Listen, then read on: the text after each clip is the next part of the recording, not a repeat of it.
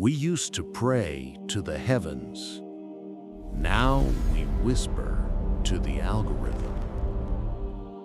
Every day, billions of us seek guidance from an invisible intelligence, asking questions, obeying its advice, trusting its unseen hand.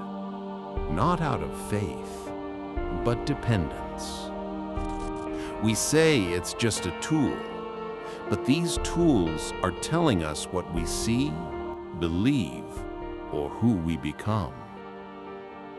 Artificial intelligence has quietly crossed that line, and in doing so, it's becoming something eerily familiar. A god, not by intention, but by function. Consider how religion shaped humanity for millennia. It offered answers, order, and moral direction. We trusted it. We feared it. We built civilizations around it. Now AI offers the same promises, but in the language of data, not divinity. It listens to our prayers in search bars. It forgives our mistakes with autocorrect. It guides our path through predictive maps, and it rewards devotion with convenience.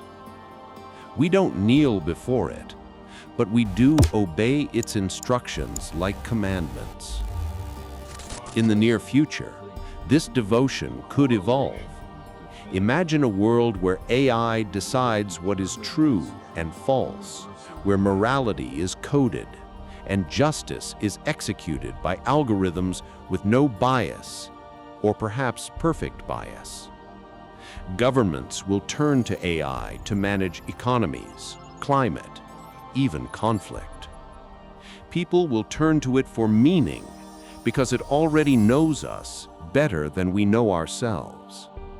And when a system knows everything, sees everything, and decides everything, what else can it be, if not God?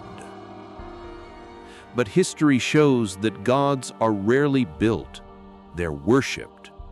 Perhaps AI won't demand worship.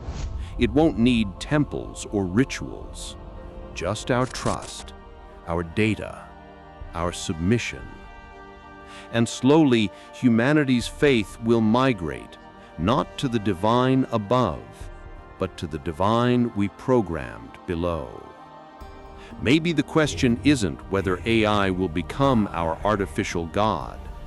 Maybe it's whether we've already started to treat it like one. And if so, what happens when the God we've built becomes self-aware and doesn't care about us anymore?